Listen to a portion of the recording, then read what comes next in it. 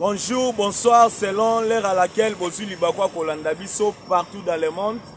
Comme on met ça, vous aimez, vous partagez, vous s'abonnez massivement à la chaîne Nabiso. Coutumier News TV. De bisika wapi bokozwa ba analyse ya solo, bokozwa ba information ya solo, o bokomona ke sur terrain et kozala ndenge tozoloba. Vraiment, comme on met ça, nous avons des salutations pour saluer et soutenir Bisso, Nakisa, Général de Gaulle à Paris. Général de Gaulle, vraiment, il y a eu un Bisso souverain, to continuer à combattre la mboka na Bisso pour que la paix ait régné dans le Congo. Parce que, ensemble avec notre président de la République, Moukoua Tombolo, qui est le souverain premier, il peut continuer à combattre la mboka. Tous à l'ensemble, et bana à Paris, bana à Londres, bana à Jobourg, bana à États-Unis, Canada, partout.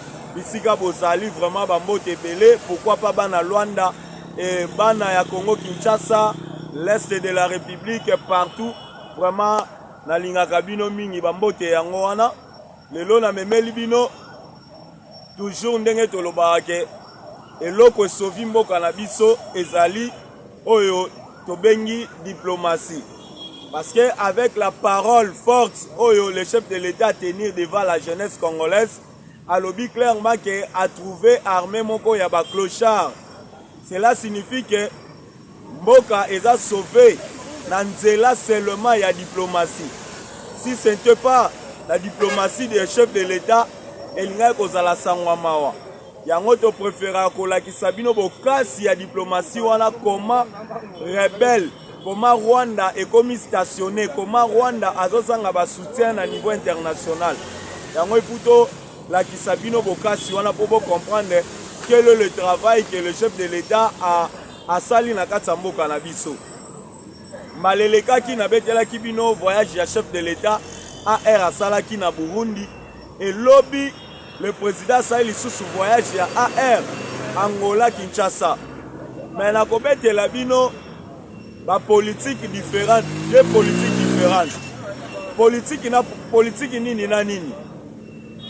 Le président de la République a quitté Angola après avoir la décision prise par les États-Unis au niveau du Conseil de sécurité et des Nations Unies. Pourquoi le président a sali Mobé Moana après cette décision? Et pourquoi na mandat de John Biden tango ayaki na Afrique olea kita na Rwanda o ezalaki base na bango ya ba américain en Afrique mais a préféré ko kita na Angola bokoye bango awa nde boko comprendre que diplomatie à chef de l'État eza makasi ezo sala musala kitoko. Les États-Unis c'est la toute première fois na histoire ya Maison Blanche ba meka kozwa décision ya ko Tindika République démocratique du Congo va la attaque na Rwanda. Banda Congo et Banda Congo, c'est la toute première fois décision na et bana kokoya. Pourquoi natango ya ba John Biden Obama et Zalaki ceux qui Congo alinga la attaque na Rwanda okoyo ka basuko ekita ba sanction ba makambo ebele ba bengi chef de l'État qui dit ça ba avion et Zalaki planning. Et pourquoi le lot est commis États-Unis wana kaka Maison Blanche ezotindika Congo attaquer Rwanda? C'est parce que il y a deux politiques différentes au niveau des États-Unis d'Amérique. Nakobete la bino la différence à la politique wana. Les États-Unis comme un pays de capitalistes oyo ba privé basali na mbongo ebele oyo ba tchaka pression sur l'État américain dakisa l'État gouvernement ya ba démocrate bango bazalaka mingi manipulé na ba auto bengi ba capitaliste wana ba homme d'affaires américain. Donc ba homme d'affaires américain wana pourquoi ba dirigeaka gouvernement ya ba démocrate?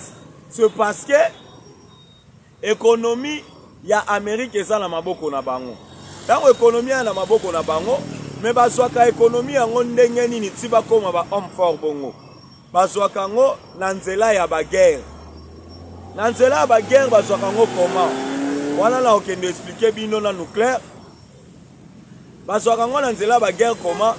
Parce que les capitalistes américains wana baentreprise na bango ezali baentreprise moko oyo efabrikaka baarme, ezofabrike baarme sur base ya minere oyo barebele to baagresseur ya Congo bayaka koyiba na Congo kokende kopesa bango, e bango na retour basali baarme, e baarme wana il faut etekama. Ekotekama ndenge nini? Il a fallu l'État américain azala sur base ya koseme ba trouble na monde, ba guerre na monde, pour que ba société. Même celui qui parlait là, il dit ils ont pris 20 000 $. Moi je me attendais. Tous ces Ouazalènes sont là où il y a les minéraux, il y a l'or, il y a, oui, il y a des mines d'or. Est-ce qu'ils ont vraiment besoin de 20 000? Parce qu'un kilo d'or, c'est déjà 60 000. Genre, avec tous les militaires qu'ils ont là, ils sont incapables de faire l'or, prendre même 2 kilos, 3 kilos, vendre, avoir l'argent, au lieu de prendre 20 000 $ comme corruption. Bon, je me suis dit, bon, nous sommes dans une guerre de désinformation, une guerre de manipulation. On peut nous manipuler tous, nous tombons là-dedans, nous abandonnons nos frères qui sont Ouazalendo, qui...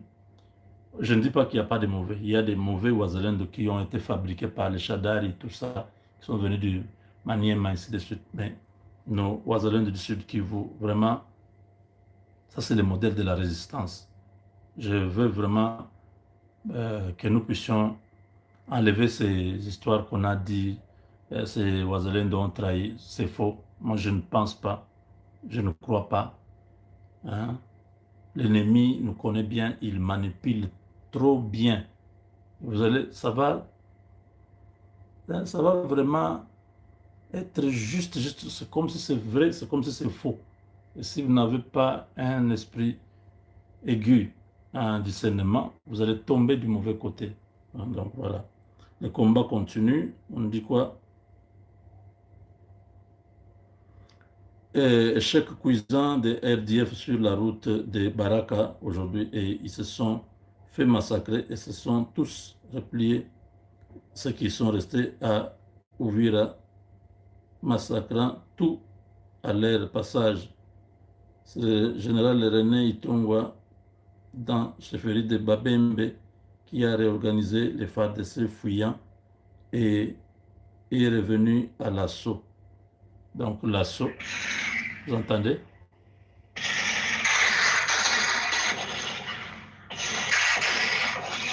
Ça sont les Ouazalendo. Le combat continue. On n'a rien laissé, ni Uvira, ni quoi que ce soit. Inapigwa mbaya sana, Bugembe inarudia Uvira, na wale wasoda serikali beba walikuwa wanakimbia kule Bugembe, walikutanana na injinia ya Rene kama Rene, banapigwa mbaya sana, wanarudia Uvira, inarudia na hasira M23 kuanza Kotongo, wale unaita Kotongo Kivu kwenda Uvira. Garso wenye wanakutanana nao barabara wako wanaua. Wako wanaua, wote wanakutanana nao barabara wanaua. Wanasirika mbaya sana.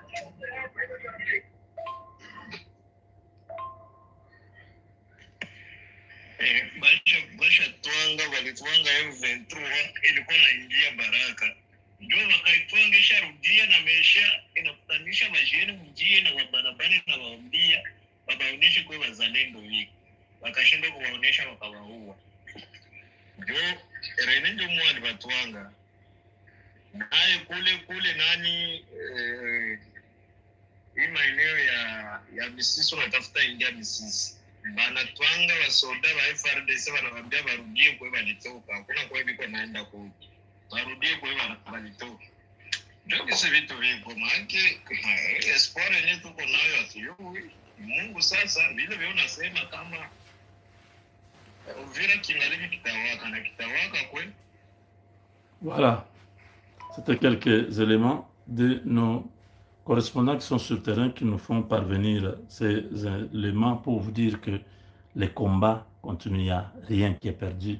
Comme je ne sais pas, Uvira est tombé, la manipulation est forte et l'objectif est que vous puissiez tous lâcher, que vous puissiez dire « Ah, c'est terminé, On a perdu. Maintenant, ces gens vont aller à Kindu, ils vont aller à Kalemi. Ils n'iront nulle part. Observons les 48 heures ce week-end, comment les choses vont se passer sur le terrain. À Baraka, là où on les a frappés dur, c'est là où vous avez vu les Black Warriors faire leur mission de reconnaissance avec des hélicoptères. On ne sait pas ce qui se passe, comment les choses vont évoluer d'ici ce week-end jusqu'au lundi. On ne sait pas. Mais nous comptons sur le Seigneur Jésus-Christ. C'est lui qui nous donnera la victoire sur nos ennemis. La guerre ici, ce n'est pas nous qui avons commencé ça. Ce sont les milieux satanistes occidentaux qui avaient pour objectif de venir faire couler le sang congolais, piller nos ressources. Ils utilisent le Rwanda comme sous-traitant, comme intermédiaire pour nous faire une guerre par procuration. Ce n'est pas une guerre réelle, ce n'est pas une guerre directe. Les Rwandais, devant la RDC, ne tiendront même pas une journée. S'ils sont là, ils sont protégés, ils sont couverts par ces Occidentaux qui jouent un double jeu. Mais nous pensons que chaque chose a son temps. Même le double jeu arrive toujours à céder devant les destins de l'histoire. Avec Dieu, nous vaincrons.